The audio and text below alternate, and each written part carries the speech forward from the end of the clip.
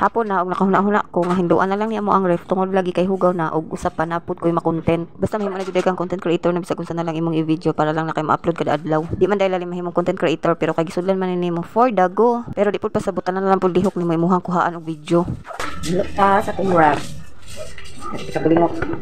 Anyway, balik ta diri sa akong gitrabaho nga pagpanghinlo sa moang ref. Og dinhi makita ninyo nga giuna na kog hinlo ning isa ibabaw tungod lagi kay di man gud siya hugaw og dali ra hinluan. Dali ra hinluan tungod lagi kay wala man gud siya agas karon sa dugo sa isda ug sa karne. Kabalo bitaw mo bisag wa mo mangutana kini moang ref nagi panahon nga puno-puno gini tungod sa nagabot-abot namo nga mga grasya. Pero nasa panahon nga walang-wala gid ni siya walay sulod pero okay ra ang importante hinlo. Aron di sabta maula kung naibisita nga mo anhi ba. Kay narabay uban og patik-atik pangayod tubig na pero manghimantay na dayto di ba? Di man ingon nga tanan pero mao gyud ang tinuod. Ug kabalo ko daghay nakarelate ani di ba? Sa maigo lang din hindapita ha pero wala ko gipaigan. Pag man ako hinlo nganhi sa ibabaw gisunod day ako din diri sa ubos ug ako nang gisugdag pagpananggal. Wala nakuhaan tanan og video ang akong pagpananggal din ha sa mga para sulod ang ref tungod lagi kay nakalimot ko. Unsa ba nga pagkaunsa nga diha naman ko nakahinumdum tong hapit na kong human. Bitaw ay pag human bitaw diri og pagpananggal nako ako na din gisugdan diri pahid-pahid kay dinhi ra ba nga part ang perti kadaghan og buling. Daghan og buling tungod lagi kay bisag unsa naman lang ang isulod din hiya. Pero okay ra kay dali ra man pud hinuon siya hinluan. Pag human ako pagmalapod diri sa ref ako lagi sunod din pagpanghugas. Sa pagpanghugas ani lang ay kaayo kay tungod lagi hadlok lagi kay basin mabuak ba makasab-an pa hinuon ta. Grabe gyud siya kadangog ug mao nang ako ag yung gihawiran og tarong lisud na. By the way balik sa taas sa topic nga mahimo na tayong isa ka content creator.